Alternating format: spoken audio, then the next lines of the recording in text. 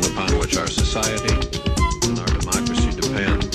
An issue is whether a few corporations will be ceded enhanced gatekeeper control over the civil dialogue of our country, more content control over our music, entertainment, and information, and veto power over what the majority of our families watch, read, and hear.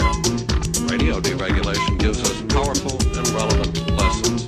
When Congress and the Commission remove radio concentration protections, we experience massive and largely unforeseen consequences. Diversity of programs suffered. Homogenized music and standardized programming crowded out local and regional talent. Creative local artists found it ever more difficult to obtain playtime. Editorial opinion polarized. Competition in many towns became non-existent as a few companies brought up virtually every station in the market. This experience ought to terrify us as we consider visiting upon television and newspapers what we have inflicted upon radio.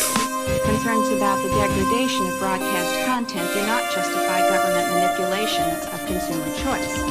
Degradation is just an elitist way of saying programming that one does not like. The decision allows the giant media companies to buy up the remaining local newspaper and exert massive influence over a community by wielding 3 TV stations, 8 radio stations, the cable operator, plus the already monopolistic newspaper. The decision further allows the already massive television networks to buy up even more local TV stations so that they could control up to an unbelievable 80 or 90% of the national television audience. Where are the blessings of localism, diversity, and competition? I see centralization, not localism. I see uniformity, not diversity. I see monopoly and oligopoly, not competition.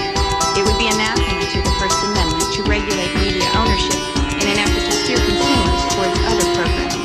90% of the top cable channels are owned by the same giants that own the TV networks and the cable systems.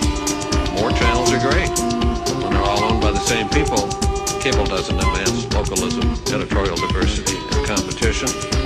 And those who believe the internet alone will save us from this fate should realize that the dominating internet news sources are controlled by the same media giants who control radio, TV, newspapers, and cable. I refuse to pour 1 ounce of cement to support a structure that dictates to the American people what they should watch, listen to, or think. Public reaction against the proposed changes has been unlike anything the FCC has ever seen. Of the nearly 750,000 comments we have received, nearly all oppose increased media consolidation. Over 99